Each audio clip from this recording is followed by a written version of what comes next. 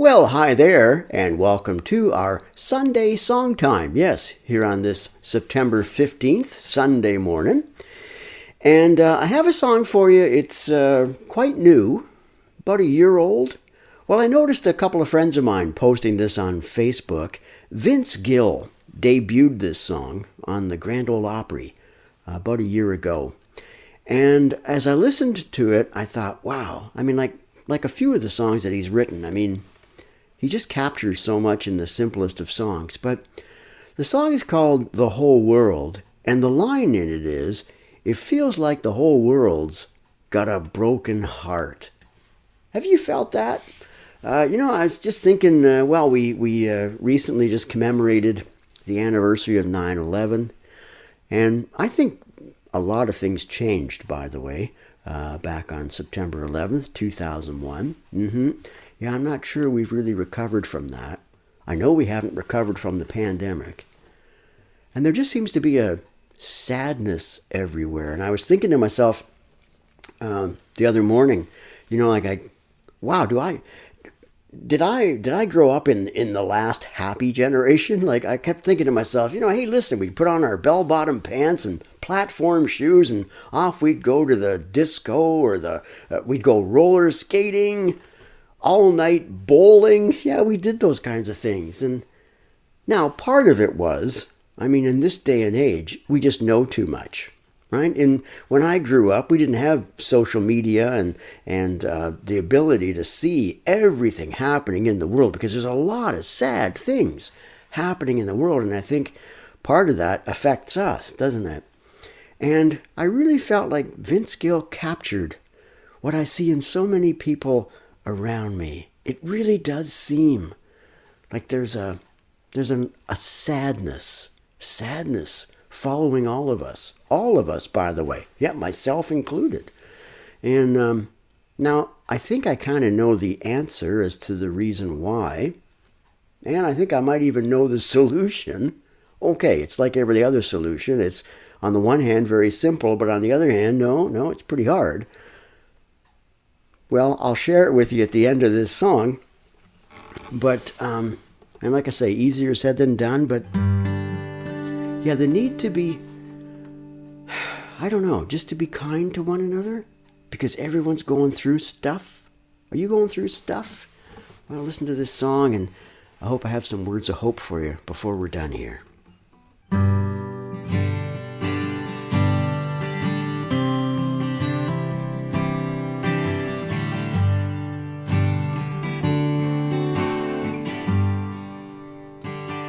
Feels like the whole world's got a broken heart. We could sure use a brand new start. How did we wind up so far apart? Feels like the whole world's got a broken heart. Heavy silence, trail of tears, civil war, them cold years, and how surviving still brings remorse. It seems forgiveness is gonna save the soul. Feels like the whole world's got a broken heart. We could sure use a brand new start. How did we wind up so far apart? Feels like the whole world's got a broken heart. Love and kindness, it's the only way. Put the past behind us as we share today. I'll never hate you if we disagree, because you're breathing the same air as me. Feels like the whole world's got a broken heart. We could sure use a brand new start. How did we wind up so far apart? Feels like the whole world's got a broken heart. Feels like the whole world's got a broken heart. We could sure use a brand new start. How did we wind up so far apart? Feels like the whole world's got a broken heart. Feels like the whole world's got a broken heart.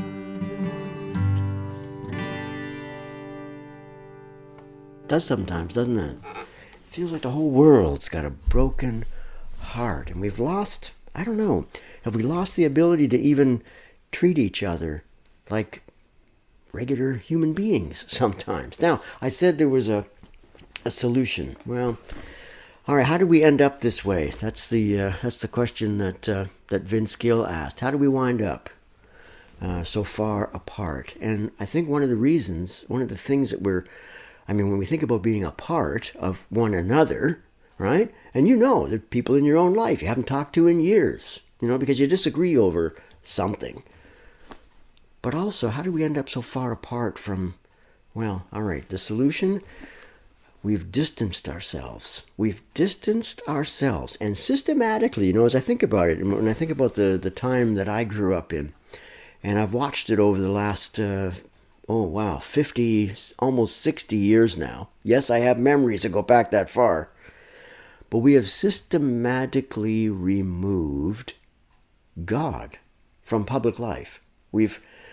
It used to be we would at least be reminded, oh yeah, there's a God. I'm going to have to give an account to him someday. Ooh, yeah, maybe I shouldn't do this that I want to do because, well, I'm not sure he'd be pleased with that. We don't think about that anymore, of course.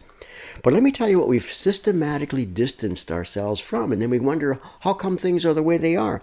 We have distanced ourselves from the source of love and joy and peace. We've distanced ourselves from the source of kindness, of goodness, of faithfulness. We've distanced ourselves from the source of gentleness, self-control. And hey, what are those things? Where did I get that list? I didn't have it memorized. I got it out of the Bible. Well, it's Galatians chapter 5. And those are what we call the fruit of the Spirit. Love, joy, and peace, forbearance, kindness, goodness, faithfulness, gentleness, and self-control. Against such things there is no law. We're cutting ourselves off from that. We're saying, no, we don't need God. And then we wonder why we're living the way we are. And it comes down to, well, what the Apostle Paul ends up talking about in Galatians 6. And you've heard this phrase, right? You reap what you sow. You harvest what you plant. And we've been planting some things that are just not good for us. Just not good for us. Now, it's not like, hey, we got to go back to the 1950s where everything was great, well, as long as you were white. No, we don't go back to that. No, we're not going back to that. There are some things that needed changing all through these years. But I realized that quite a while back, that if I'm going to have freedom, all right, and we live in a free country, we think of freedom these days as freedom to do whatever I want, and the rest of you know where you can go. But that's not freedom. Didn't we learn anything from Spider-Man? I mean, without there's responsibility that comes with gifts that we're given, greatness that we're given, freedom that we're given. If I'm going to be free, okay, right now, here I am on social media, I'm talking to you about Jesus Christ. And of course, knowing full well that you have your hand on a little mouse and you can instantly go, click, let's scroll on to something else. But I'm free to do this, but I have to also allow you to be free to do what you do, to think and believe what you believe. Yeah. And because that's the country we live in. We got to get along on this planet of ours. And so as the song said, I'll never hate you if we disagree. I just won't. I won't. We just disagree. That's all. That's all. We're all breathing the same air. And, oh, by the way, I should mention this too. If we have any new Canadians listening right now, you've come from different places in the world to Canada. And listen, yes, welcome to Canada. Come, build a better life for you and your family here. Yes. But remember this, that, your sworn enemies back there, back home, they're your neighbors now. They're your neighbors now. Yeah. I have to allow you to believe and live the way you choose as you allow me to do the same. But I do highly recommend, if you're feeling that sadness, if you've got that broken heart that it seems like everybody's got, and again, don't think for a moment that I have this all together. There are days, boy, I feel an immense sadness. But the invitation is still there. The invitation to come back to the source of love, joy, peace, gentleness, and all those other good things. And the source, all right, it's Jesus, isn't it? And Jesus still holds out his hands to you. They were stretched out on a cross one day, right, to die for your sins and for mine. But he still holds his hands out to everyone. He doesn't have personal favorites. He isn't just out to redeem and save the people that he likes.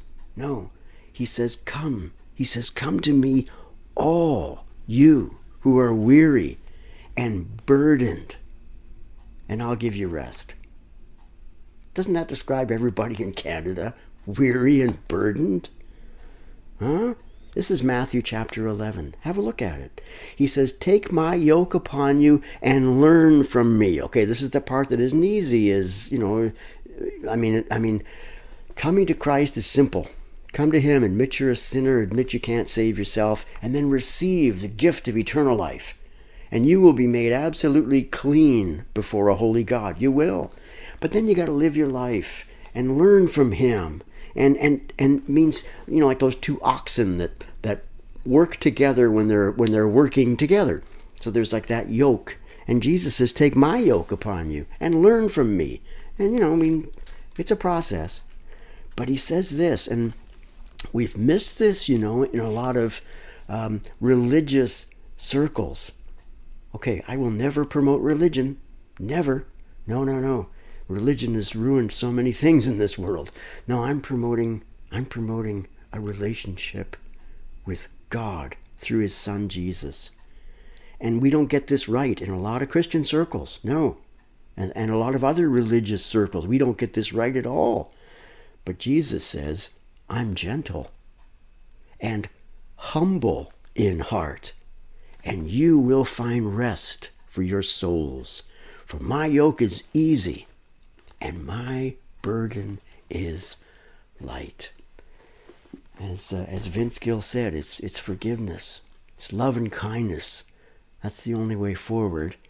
And we can't do it on our own. You know that, right? You've started off the day saying, oh, I'm going to live this day like it was the rest of my life, and, I'm going to turn over a new leaf. It doesn't take long before the old leaf kind of drifts back in. No, we need power inside us. And we can get that. His arms are outstretched for you. And if you want some peace and hope in a world that could really use it, come to Christ. He's the answer. He really is. And whatever you believe, I won't hate you. No, God bless you.